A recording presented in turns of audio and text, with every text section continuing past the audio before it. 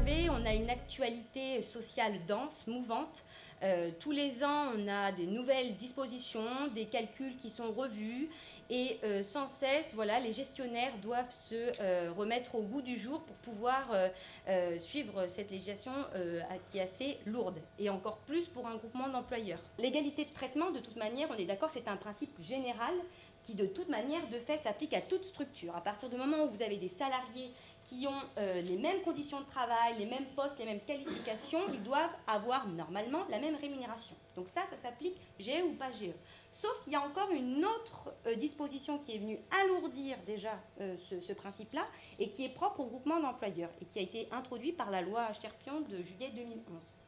Et qu'est-ce qu'on nous dit? On nous dit que les contrats de travail des groupements d'employeurs, ils doivent garantir l'égalité de traitement en matière de rémunération, d'intéressement, de participation et d'épargne salariale entre le salarié du groupement d'employeurs et les salariés auprès desquels il est mis à disposition. C'est-à-dire qu'il faut connaître les conventions collectives de vos adhérents.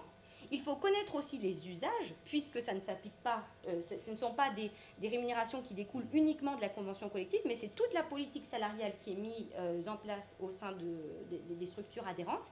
C'est-à-dire qu'il faut les connaître pour appliquer cette égalité de traitement. En rappelant bien que cette égalité de traitement, c'est une obligation de résultat. C'est le groupement d'employeurs qui doit faire et doit mettre tout en œuvre pour atteindre cette égalité de traitement.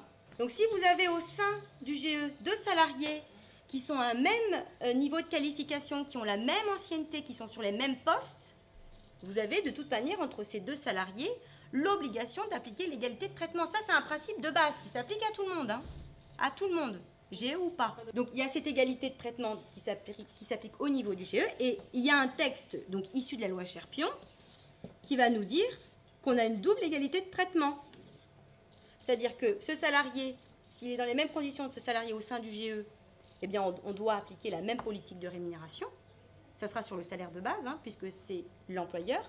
Et ensuite, si ce salarié est mis à disposition au sein d'un adhérent quelconque et qu'il est sur un même niveau de qualification qu'un salarié de l'adhérent, il devra aussi appliquer là une égalité de traitement. Je voudrais revenir sur, parce que Céline a parlé souvent d'externalisation auprès des cabinets d'expertise comptable.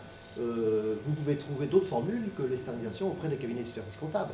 Donc rien ne vous interdit de vous adresser à n'importe quelle officine à droite ou à gauche. Au CRGE par exemple. Au CRGE. Pour tout renseignement sur le dispositif groupement d'employeurs, pour tout accompagnement à la création, pour toute question de gestion quotidienne, pour tout conseil ou besoin de formation, contactez le CRGE, le pôle d'excellence et de compétences en matière de groupement d'employeurs.